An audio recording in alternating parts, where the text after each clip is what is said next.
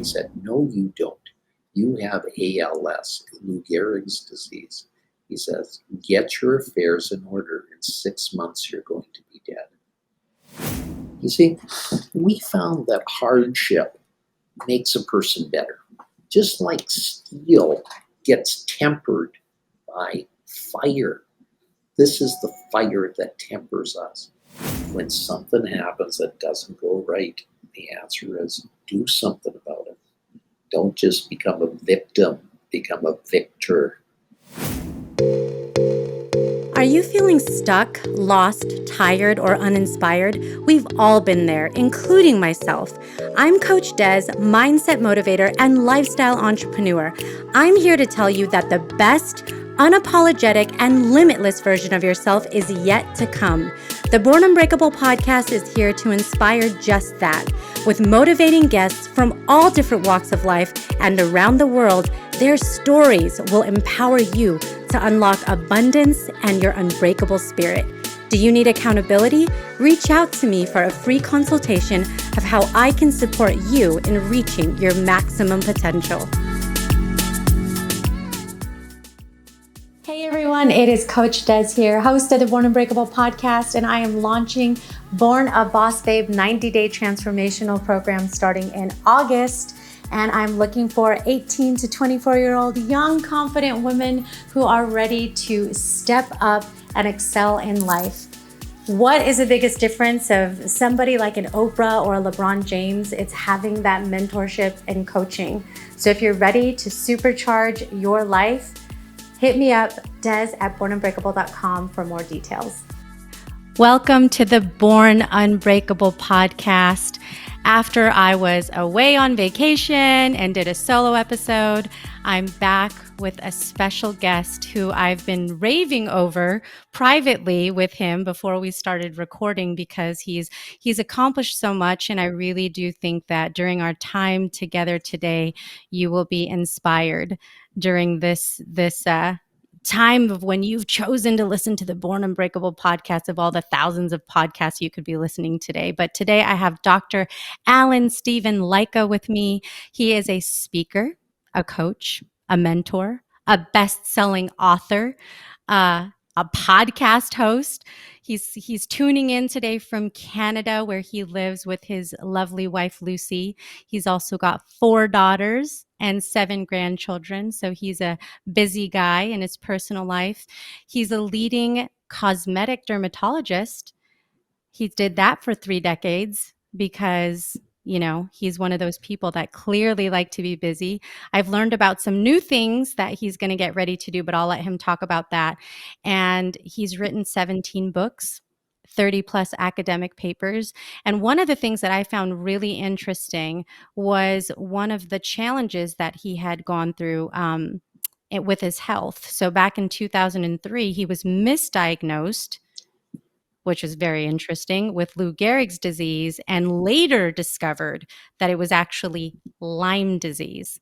So that's the kind of thing you don't want to happen. You kind of want to get it right the first time so you know what you're dealing with. But he persevered, and it was actually after that he co-authored The Secrets to Living a Fantastic Life. And oh, by the way, he has a show called How to Live a Fantastic Life, so you can look that up wherever you listen to podcasts. So I managed to, did I get that? Did I manage to do that in like less than a minute? Did I do You good, did Dr. an Lycka? amazing job with condensing all the things I've done over the last 50 years. So that kudos to you. Oh my gosh. Thank you so much. I just feel very honored. I feel honored to learn from somebody as accomplished as you, as humble as you. I have listened to your show, and I just think you're such an incredible human being. So I'm grateful that you've taken time out of your busy schedule to come on the show today. Well, it really is my pleasure to be here, and I really thank you for having me. So I have to start because you spent over 3 decades doing cosmetic dermatology. Was this a dream of yours? Did you grow up going, you know what?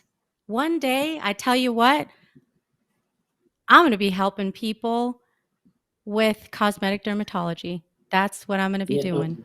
How The did that happen? interesting thing about when I started in dermatology, cosmetic dermatology did not exist yet. It was just at the forefront of the things that were going on then. So, no, I never had a dream of it because there was nothing like that. I started in dermatology at the University of Minnesota, and there, it was a traditional program where you learned about skin cancers, you learned about treating acne, you learned about treating all the skin diseases. But, just as I was there, new things were starting to be invented. We started to use lasers to treat skin diseases for the first time. And just about that time, the first people were being treated with Botox for wrinkles. And the first people were getting treated with injections called fillers to help them with other wrinkles of their face. So the field was just evolving. It was just starting. Now, Botox is the most commonly used cosmetic treatment in the world. Fillers are the second most commonly used cosmetic procedure in the world. And lasers are being used every day in doctors' offices. So the beautiful thing is being at the start of those, I was a pioneer and I was able to use all those things in my field and be able to be at the top of the pack. And I led the movement in all these things for over 30 years. It's amazing. I've not gotten Botox or a filler, but I know lots of folks who've done that. I've always wondered if it's something that I would be interested in doing, but it's such a common thing. I'm like, oh, maybe, I don't know, maybe one day. Who knows? It's a personal choice. And if people do not like something, the answer is they don't need to live with it. So that's the beautiful thing Mhm. about things in this day and age. You have choice for what you do, and you have a choice for for making those decisions, and you're in control of your own destiny.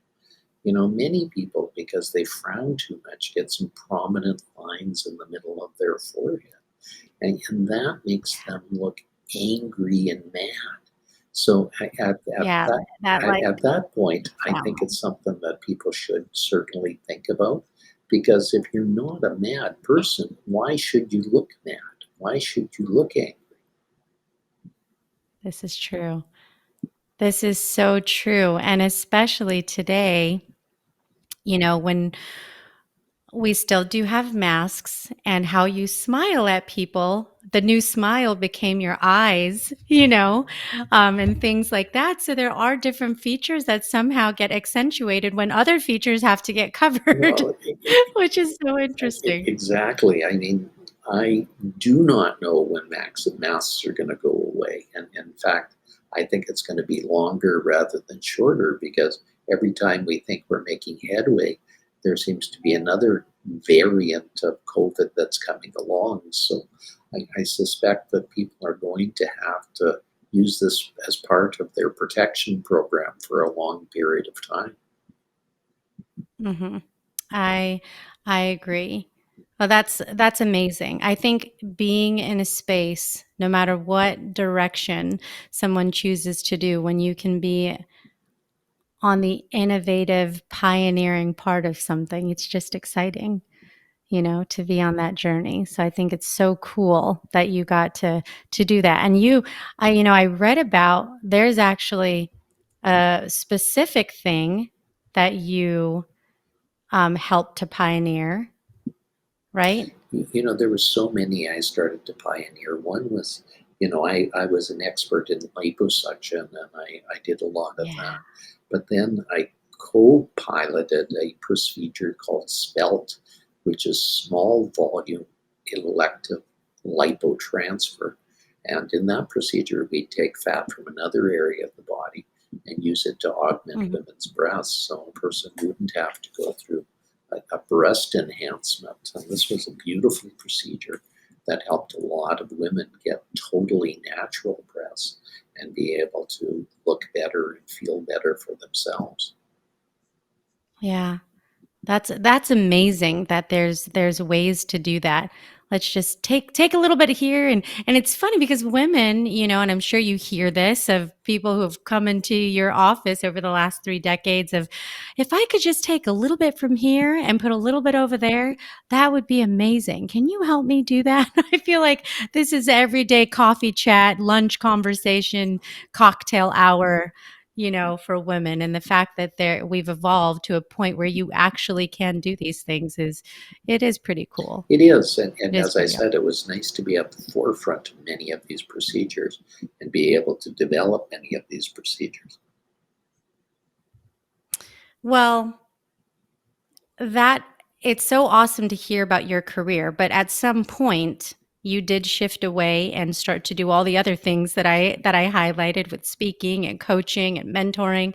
But I am very curious because it does seem like one of those, kind of pivotal moments was when you had drop foot. So that was back in 2003. You were in Disneyland on a family Yeah, vacation. let me let, Is let me that go what back to that time for you. Yeah, I was I walking would with love my that. wife and my youngest daughter in Disneyland, and my wife turned to me and she said, "What's wrong with you, hon?" I was taken aback. For once in my life, I hadn't said anything wrong. I hadn't done anything wrong. I hadn't even thunk anything wrong. But but she persisted and she said, "What's wrong with you?" I said, "Dear, I don't think anything's wrong with you." She said, "Listen to your foot." I said, "What do you mean, listen to your foot? That's the funniest thing I've ever heard you say." She said, "Well, listen to it." And my right foot had suddenly and mysteriously developed a right foot drop. Now, that's something that is unusual because your brain is designed to lift up your foot with every step you're taking. Well, my right foot wasn't doing that. It was flapping on the pavement with each step that I was taking. So my wife said, "Did you have a stroke?" And I said, "Dear, if I had a stroke, I wouldn't be doing what I'm doing now." I said, "You're a doctor. I'm a doctor. I'd probably be lying on the pavement muttering something unintelligible." And she said, "Well, when you get back to Canada," she said, "you better get this checked out." Now, when your significant other says that to you, what do you do?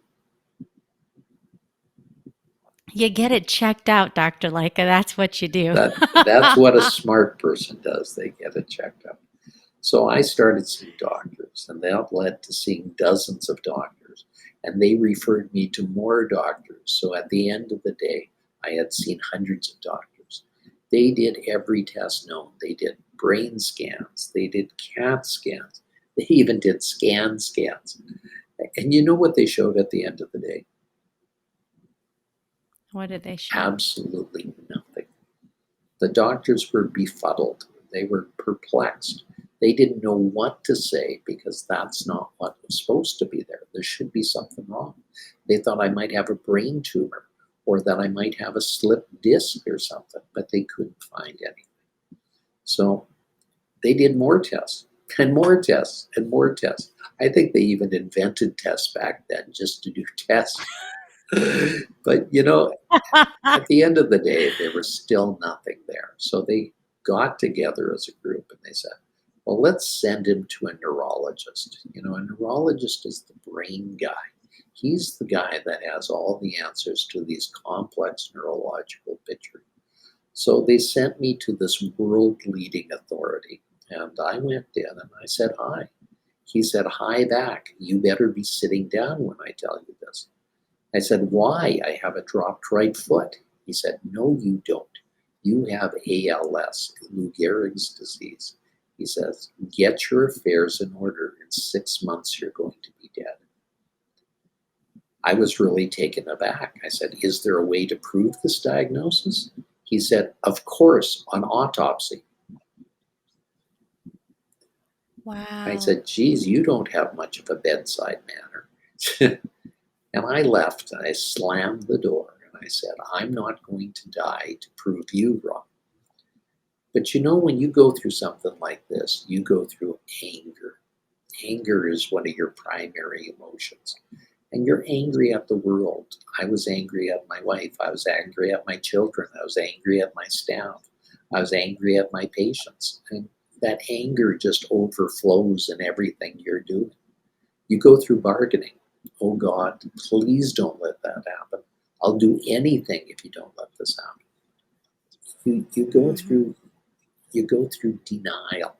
And denial is, The five stages of grief, yes, Elizabeth Kubler-Ross, right? absolutely the exact what she wrote in her book on death and dying. And you go through denial. You deny that something went on. And so I'd work 12, I'd work 14 hours a day, but I couldn't deny that my right foot still had a drop. And then my right hand stopped working the way that it should.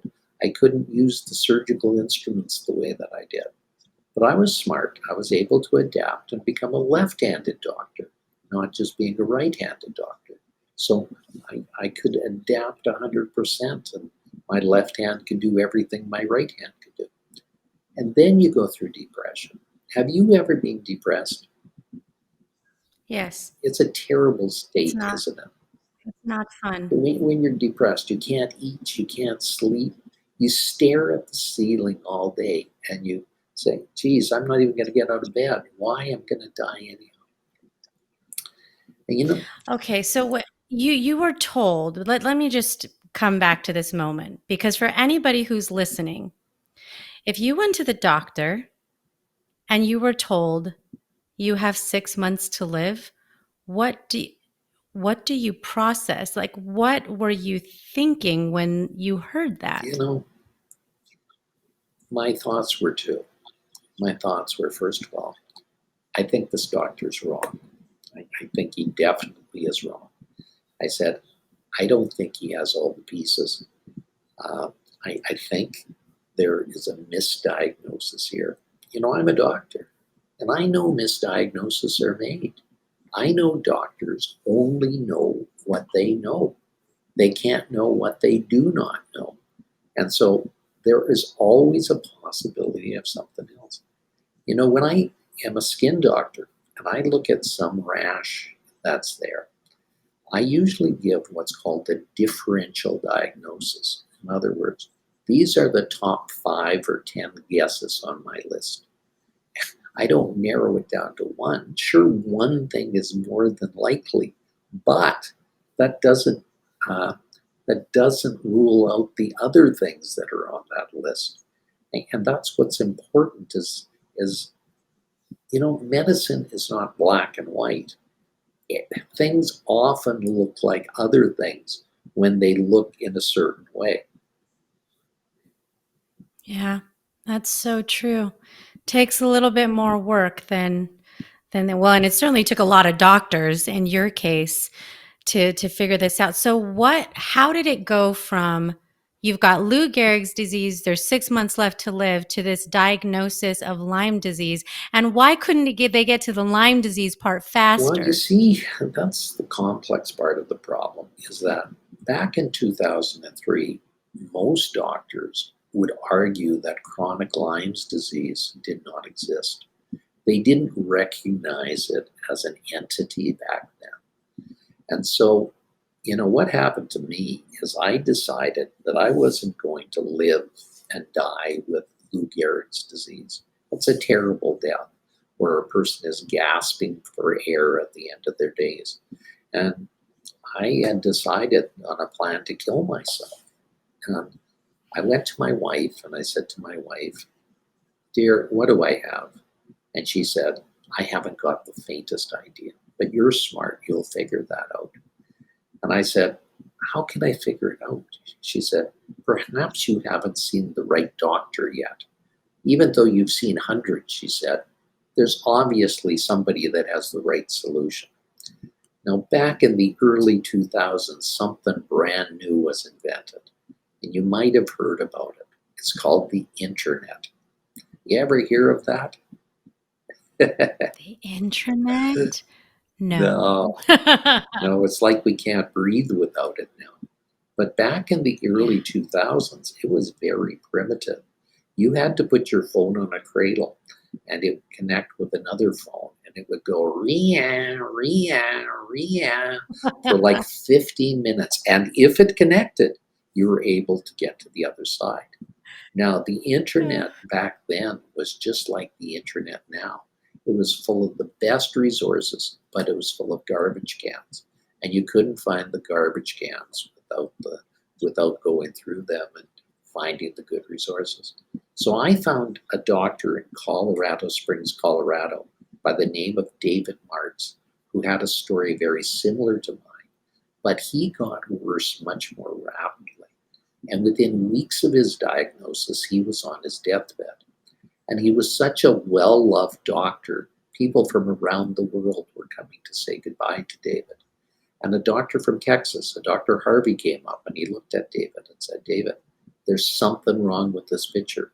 I do not believe you have ALS. I do not believe you have Lou Gehrig's disease. David whispered, because that's all he could muster at the time. He said, what do I have? The doctor from Texas said, I think you have a new disease called chronic Lyme's disease. I think you've been bitten by a tick, and I think that disease is causing you to mimic ALS. And he said, if I'm right, I can start you on treatment and you will get rapidly better. Well, he started David on treatment, and within 2 weeks, he was back to his usual self. So a light bulb went on for me, and I knew I had to get in touch with David. So I phoned every hospital in Colorado Springs, Colorado, and I got in touch with David there. And he talked and he said, can you come down to see me? I said, of course. So I went down to Colorado Springs, and that's where a miracle happened. He said, Dr. Lycka, I think history is repeating itself. I think I can start you on treatment and I'll be able to help you along. And that's why I was able to practice cosmetic surgery for over 30 years before I walked away from it. That's incredible. So how does one manage Lyme's disease?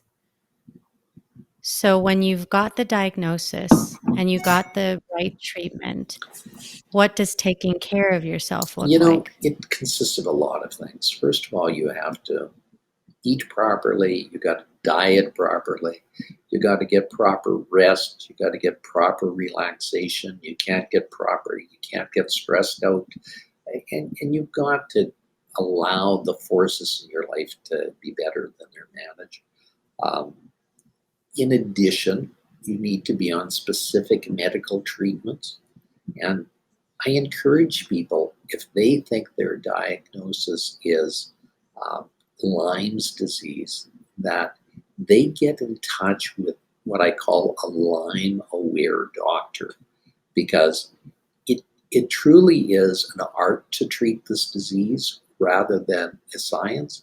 And I don't want people to say, well, that worked for Dr. Lycka, it's going to work for me. I don't think that would be fair to them. I think they need to search for the proper diagnosis themselves. And I don't want to put people down the wrong rabbit hole and give them a misdiagnosis or treatment. This show is not meant to diagnose people. It's not meant to treat people. It's to try and give them other options for their things. And I think that's what's important here. Yeah, no, that's great advice. It's great advice. For those that I know who have experienced Lyme disease, it always started with thinking it was something else. So that's why it fascinates me, because I don't know that I've met anyone who has Lyme disease where they got it on the first try And in terms of I diagnosis. definitely say this is a disease that can mimic anything. So that's why you have to really be careful. And I also know there's a lot of charlatans out there that prey on people with this disease. And so I don't want people to be led down the wrong path. And as I say, it's very important that people become aware of this disease and check into it more. And certainly check out the Lyme-aware doctor. One of my favorite Mm-hmm. organizations is something called ILADS, ILADS, because they seem to be Mm-hmm. very knowledgeable about this disease. And if a person thinks they may have it, I'd suggest people check into that organization and see if they can offer you any help. Yeah, that's great. I really appreciate that advice. So I want to ask you then what led to writing The Secrets to Living a Fantastic That, that, Life that you co-authored. that's a beautiful question. And it's a complex question as well. You know, when you go through something like I have, you can either be a mean, miserable person and go down the path that you were before, or you could decide to change. And I decided to start giving more back to society. And I sponsored an event called Women of Distinction by the YWCA. You see, women in our society are not honored as much as they should, even to this day and age. So I decided to help change that. So I became the main CEO and helper for this group. And we sponsored a huge banquet where we honored women from all walks of society.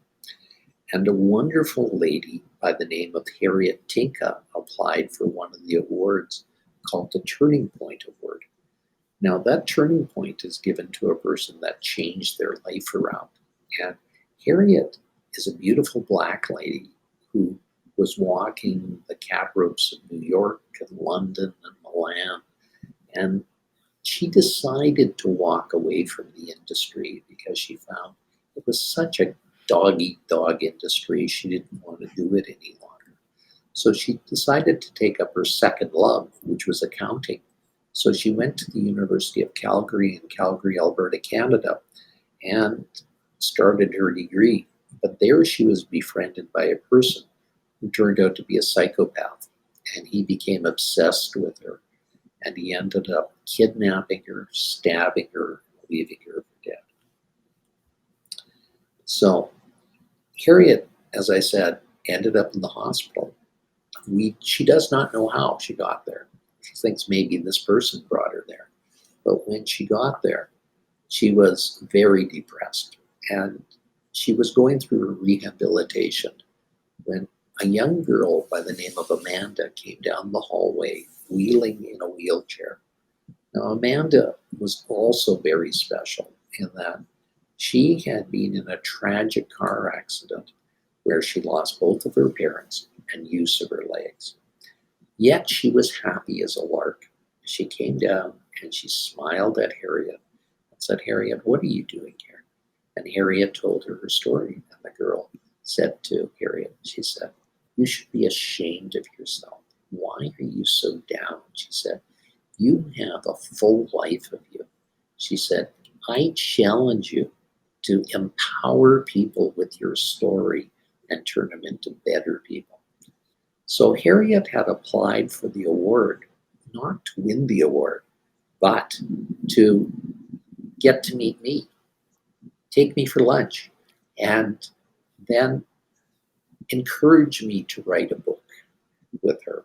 So that's how The Secrets to Living a Fantastic Life was invented and came about.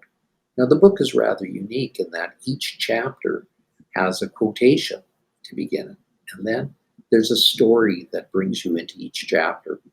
And each chapter then has the dialogue that Harriet and I had while we were creating it.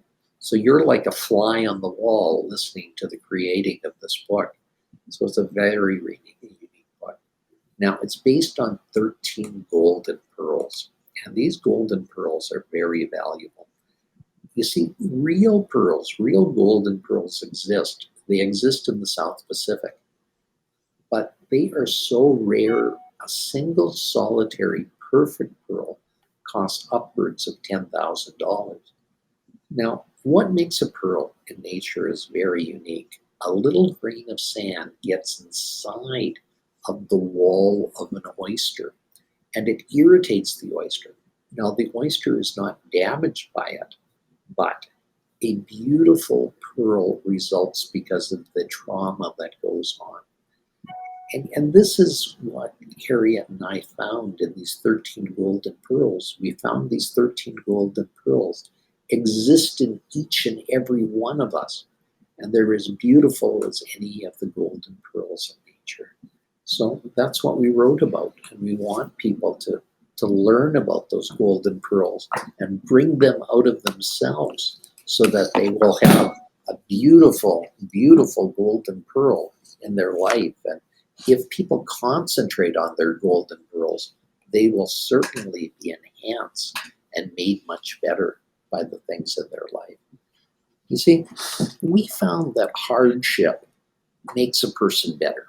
Just like steel gets tempered by fire, this is the fire that tempers us.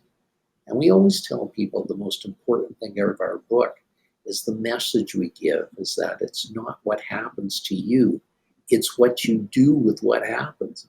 So you should listen to that message and learn from those trials and tribulations you have.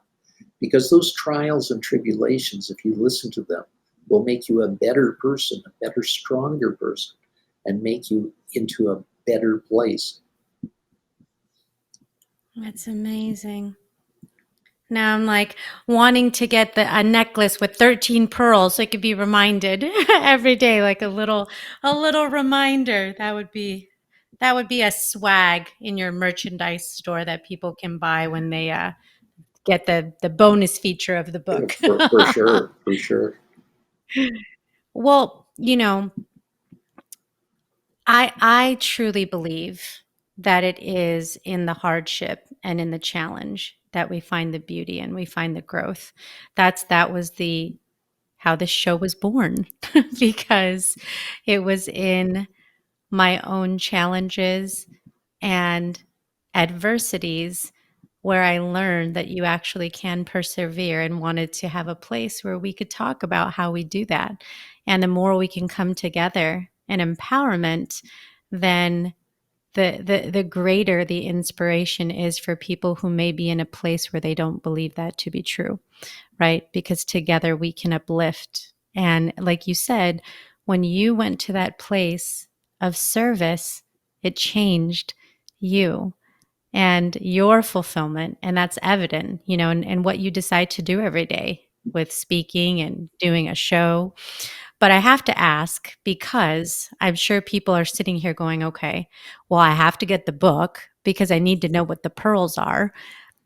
If you had to talk about any of the pearls that have struck you, is there some little appetizer that you could share One of with my us? favorite pearls is a little story I tell in my lectures when I talk to people, and I'll share that with you. It'll take about 2 minutes to do.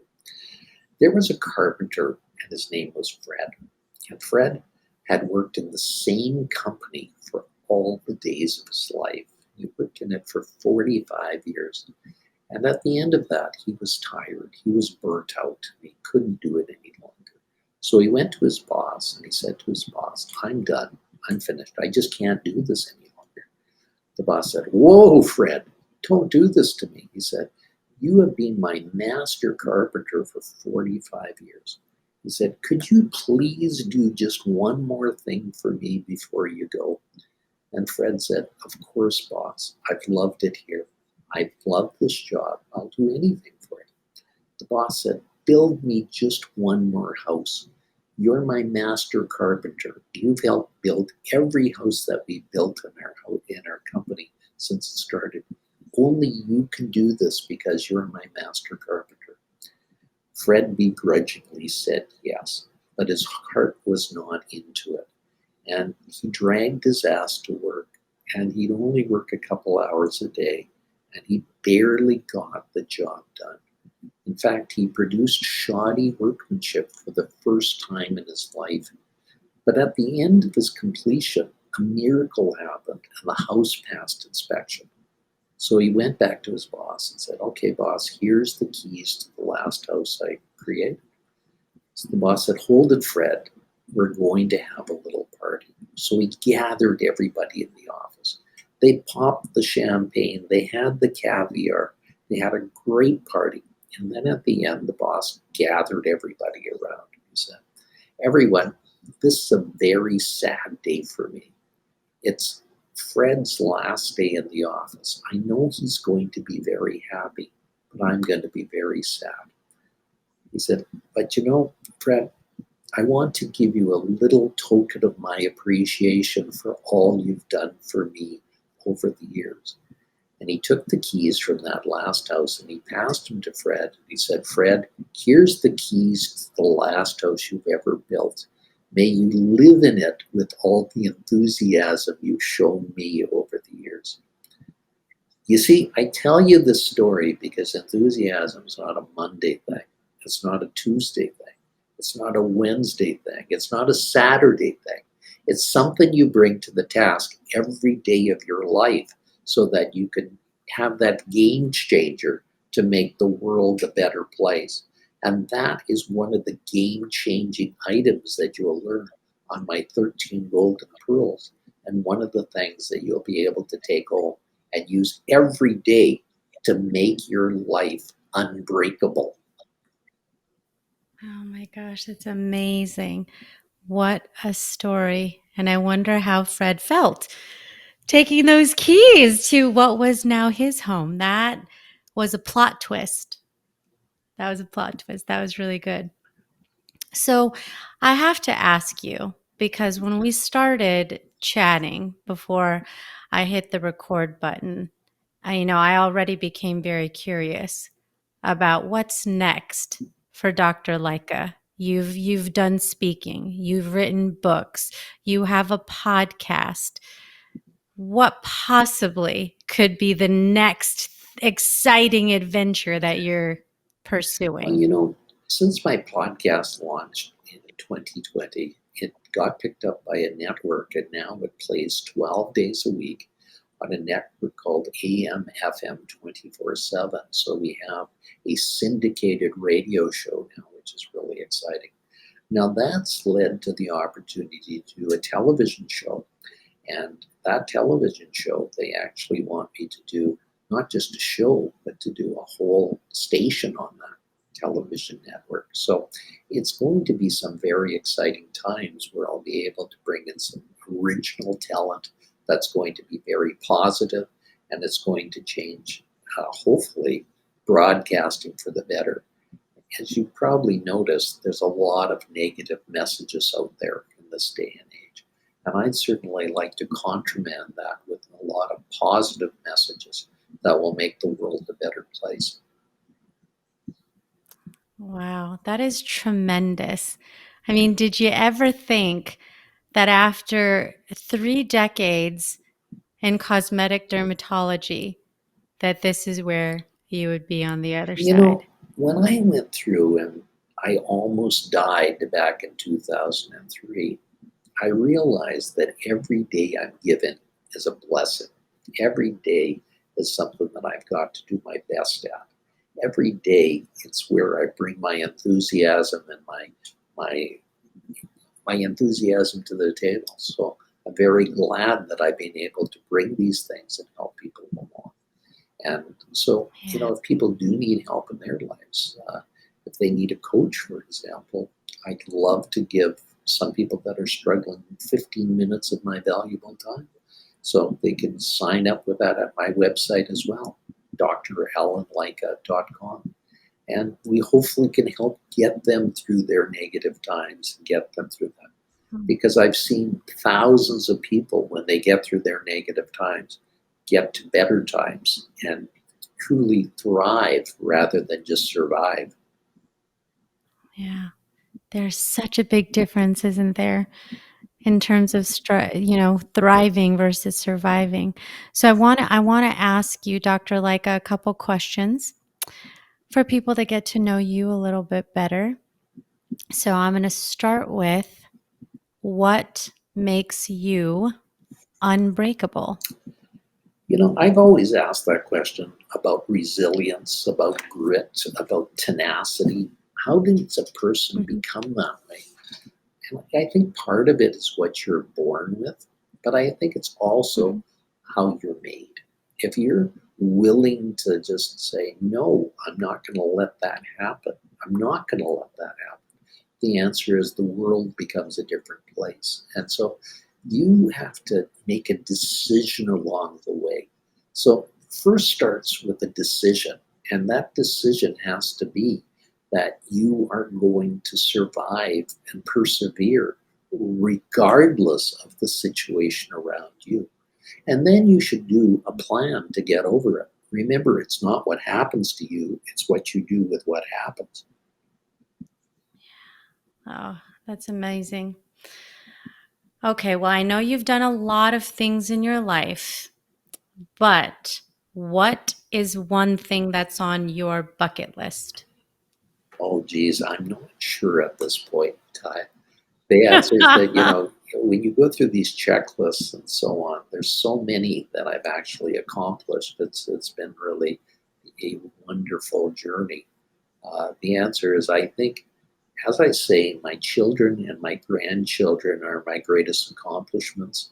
So I'd love to see them get to the level that they're happy and they grow up and they do the things that they want to do. So that is where I think every parent and grandparent looks at their children and says, geez, I just hope they do their best. And that's where I look at this as something that I've said, those are my greatest accomplishments. That's fulfillment. That's for sure. I think that's amazing. Okay, what is a self-limiting belief you've had to overcome? I never was always a confident person. I always found that I had to do things many times before I got them right. So a Mhm. lot of it had to be with the fact that I felt that I wasn't good enough. I wasn't going to succeed at things. When I had to apply for dermatology school, I had to put hundreds of applications to get a position that was there because it was extremely competitive. So it's very easy to get downtrodden by this process and not get to where you're at because the process is designed to get you asunder. But the answer is you still have to plod forward and keep trying. And if one plan doesn't work, then another plan will. And that's what you have to realize is that, um, like Thomas Edison, when he's inventing the light bulb, he tried thousands of times before he invented one that would work. And all he said was, every time he failed, he said, that's not a failure. I just found another thing that would not work. That is true. And here we are. And then there was light. That's right. So we're we're grateful for those ongoing attempts. That's for sure.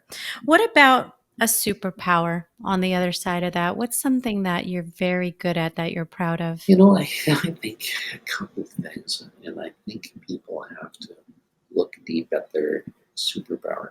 I think one of the greatest superpower is the ability to laugh at things when they're not going properly. I think all of us are bestowed with that superpower. We just got to use it more. Laughter is one of the greatest sounds that comes out and should be used more and more for people to get to another level. I agree with that. The days that I laugh, regardless of what's going on, are the best days. That's for sure. For sure.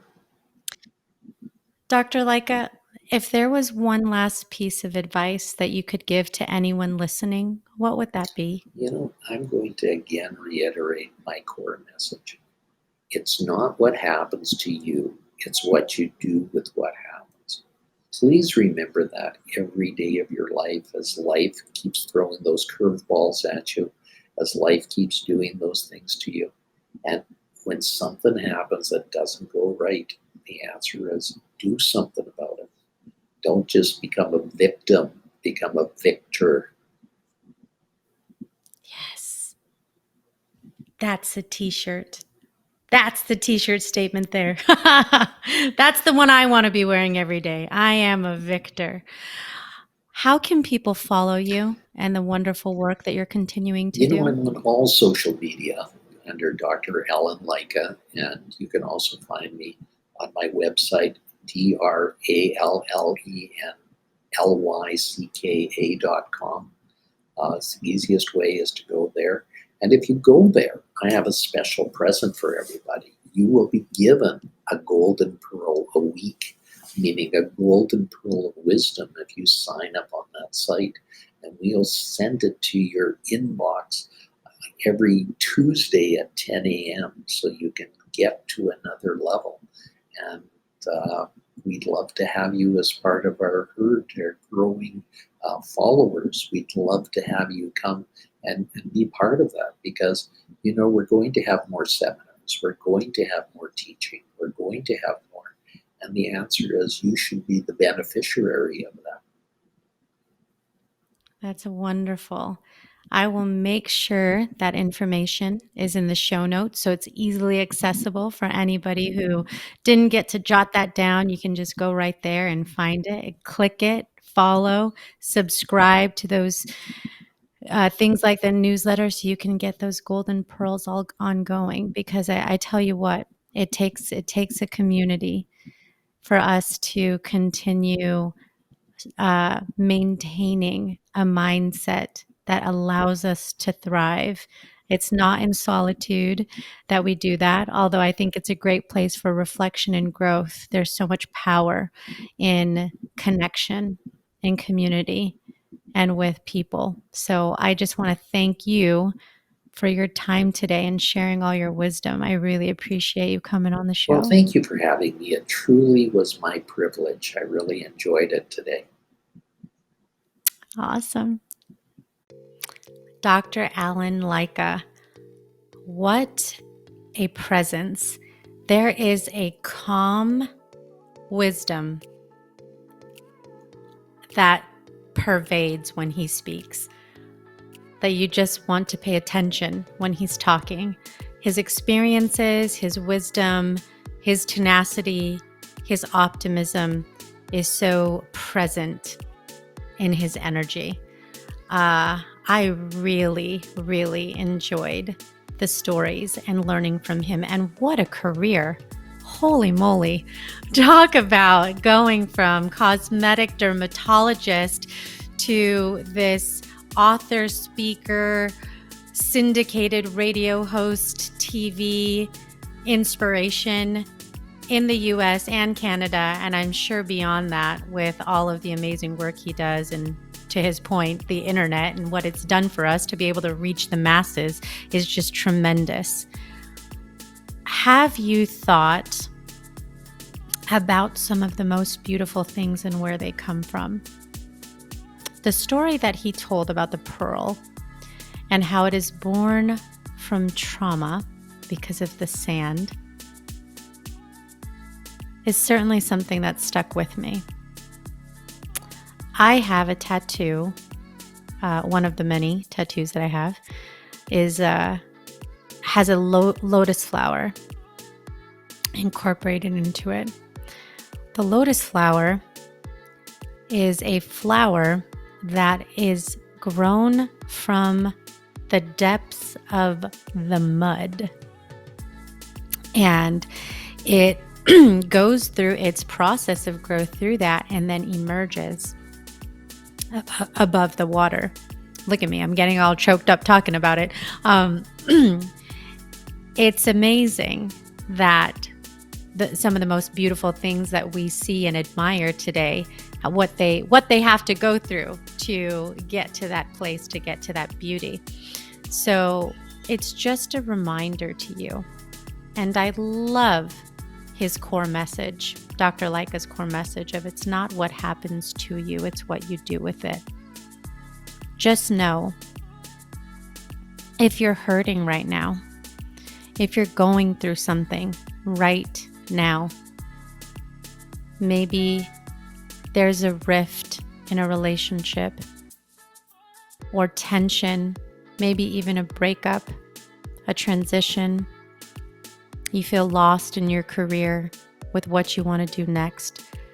You're having trouble with your kids. and connecting and communicating at the level that you want to. You're not quite where you want to be in a friendship, a business, getting to a decision, having some sort of friction or tension in your life. Just know that there's beauty to be born from that. There's beauty to be born from the pain and the challenge. Talk about it often on this show. It is in the down moments, in the trials and the tribulations, where we learn the most and experience the most growth.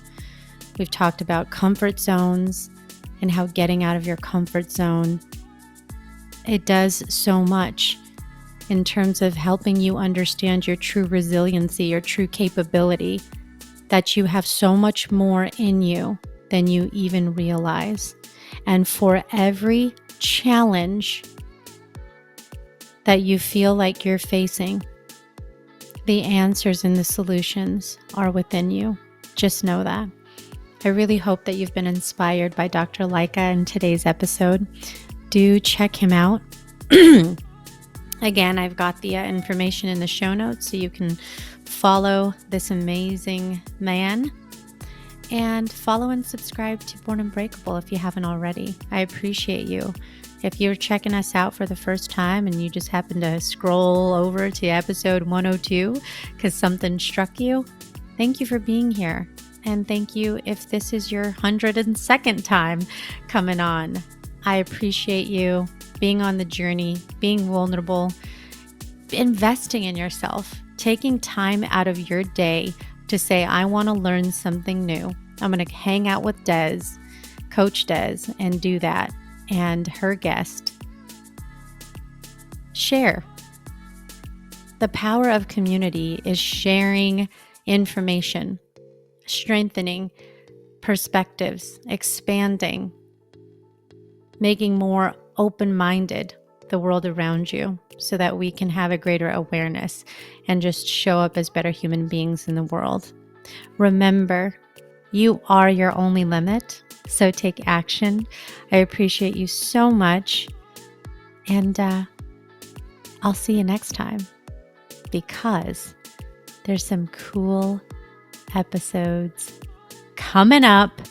And like I said, I'll be making an announcement next week about a pretty cool thing that I'll be doing on the show. I hope you like it.